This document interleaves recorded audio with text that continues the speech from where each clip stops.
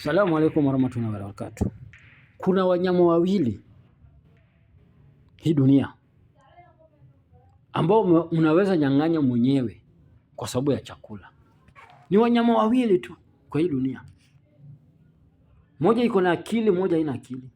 Unaweza nyang'anya mwenyewe kwa sababu ya chakula. Hiyo mnyama ukipea chakula unamnyang'anya mwenyewe. Tena anakaa kwa boma yako permanent. Anakaa kwa boma yako permanent.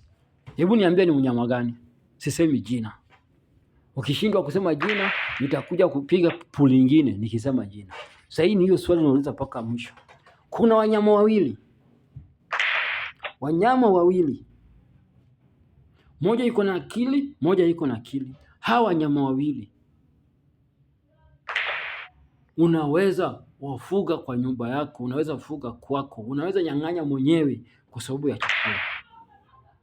Paka akudumie wewe. Asa hiyo mnyama anaweza kusubmit kwako.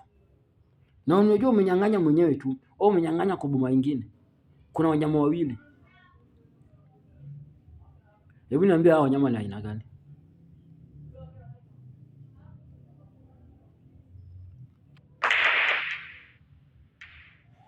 Puli hiyo hiyo swali. Kuna wanyama wawili.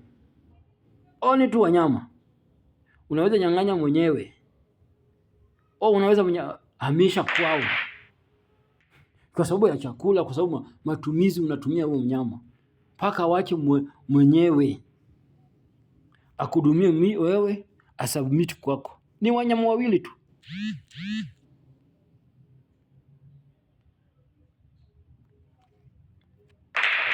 Alafu kuna mnyama moja. Swali lingine ya pili. Kuna mnyama moja ambao hata kwa wakilala njaa, hata kipigwa hawezi wacha. Hiyo mnyama hawezi wacha kwao, hata akifanywa madhara gani, hata akikanyagwa, akipigwa, akikosa chakula, afungue kwa nyumba, awachiliwe, hiyo mnyama hawezi wacha kwao. Hata kama analala njaa, hawezi wacha kwao. Ni mnyama gani?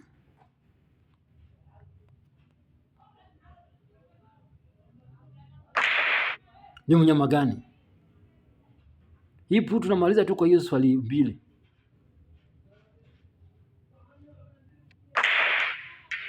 Swali ya kwanza nimesema kuna wanyama wawili ambao unaweza hamisha kwao kwa sababu ya chakula au kwa sababu mtumizi unamtumia huyo mnyama. Anahama kwao, anakuja kwako. Na nikasema swali ya pili, kuna mnyama moja ambao huwezi hamisha kwao.